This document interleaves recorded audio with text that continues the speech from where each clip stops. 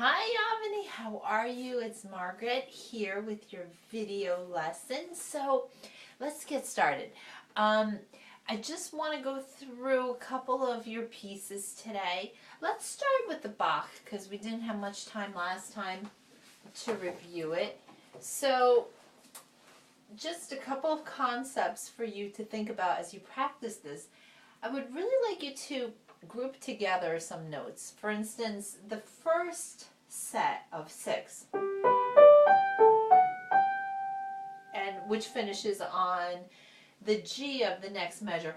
Think of it as one unit. Don't think of it as separated notes, because then it starts to sound very disjointed. So I want you to really think of one line. Okay, so you can even trace a nice circular motion, and that way the mind will register that as one flowing unit. Then the next 2 notes are separated. Okay, so you have a group and then 2 separate notes. Repeat. Now here, notice that the 2-note repetition is continuing. So Bach is very economical with his choice of materials, and he's reusing concepts that he's already introduced, even though we're just on the 5th measure.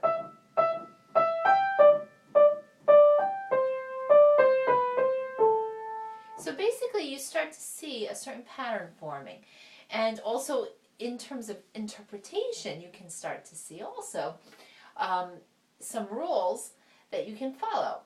So I would suggest that anytime you have the reoccurring 2 separate notes, think of them as separated and sort of set apart, and everything else is connected, like, okay, so we have these 2 elements: connection, phrasing, and separation with the repetition of the notes. And these are things that you have to also practice in left hand. Again, connection. Something is rattling here.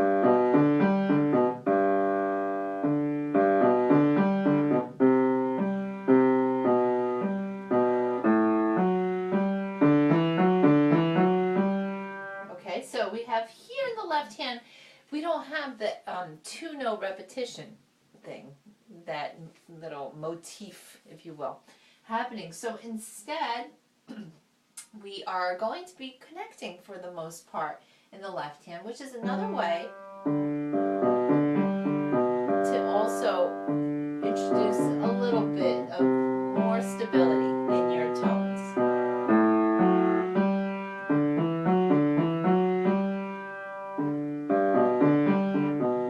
Okay, so all together.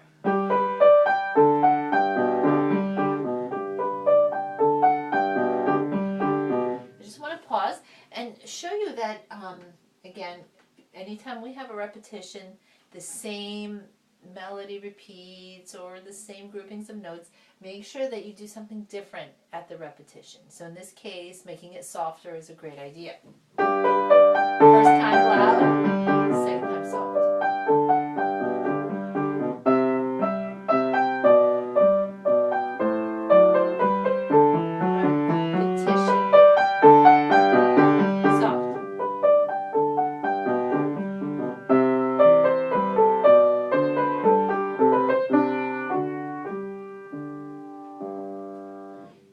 Make sure to listen carefully to the left hand.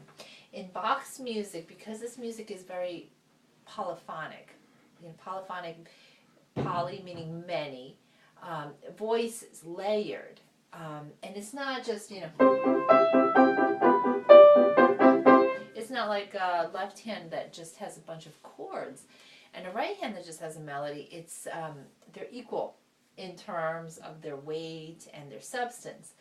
And whenever you have 2 equal parties, it's like having a conversation. If you both talk at the same time, then it's just going to be a garbled mess and nobody is going to understand anything. So what you have to do, same way in music, each voice has to get an opportunity to speak. So for the most part in this piece, your right hand is that voice, that main voice, but occasionally the left hand is going to also need to get in there and not just be a passive bystander, right? But actually get in there and have a voice in this conversation. So when you are playing this, make sure that you think about it and think of opportunities to get the left hand through. For instance, that part in the eighth measure, the right hand is just holding on to the A, and this is a great moment where your left hand could kind of come through. And even when the right hand is going, the left hand has that nice arpeggio, then it could come through. So I'd like you to finish up until the double bar line and see if you can get it also at this kind of nice forward moving pace as well. All right, so let's now talk about the nocturne, because I believe we were talking about programming that for our recital. So I want to make sure that your left hand is nice and smooth. I would really strongly recommend as a kind of practice, play and say the notes in your left hand. C, G, E, G, B, D, A, F, A, C, E, B, G, B, D, right? And so on and so forth, so that you're not only playing, but you're hearing yourself say the notes, which is a very powerful way to learn, because we learn a lot when we hear our own voice, okay? It's important in the right hand connection. Listen deeply to your notes. Every time you play a note, really create it first in your mind before you play it, or at least hear the way that you want it to sound before you actually play it. Now, you have a lot of position changes in the right hand, like here. So here it's important to really think ahead.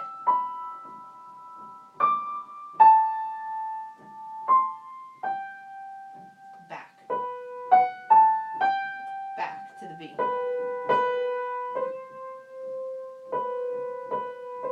And another thing that we have in this piece, which we actually had the same idea in the Bach piece, the repeated two notes.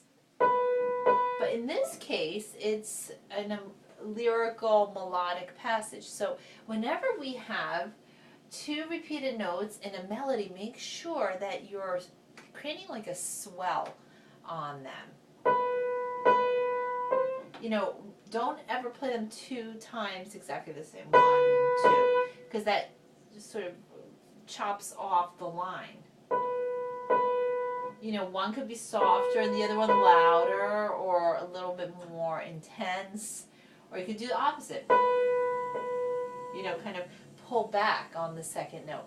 But definitely create some variety with your expression and with your dynamics in order to be able to get that nice sound across.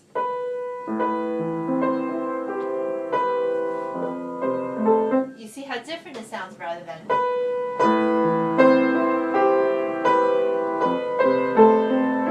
You see that way, you kind of lose that effect altogether. And so we definitely don't want that. So, together, left hand is kind of like, think of an ocean with the waves coming.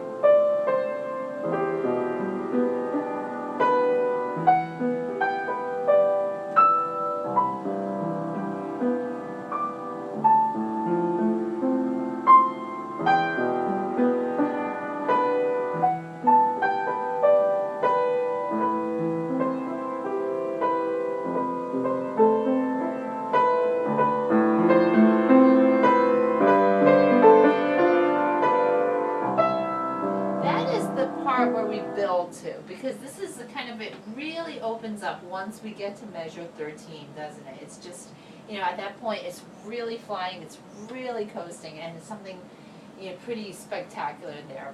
So practice the left hand, as I said, saying the note names, realizing that between the second and the third notes of your left hand part, you have a sixth, that interval of a sixth.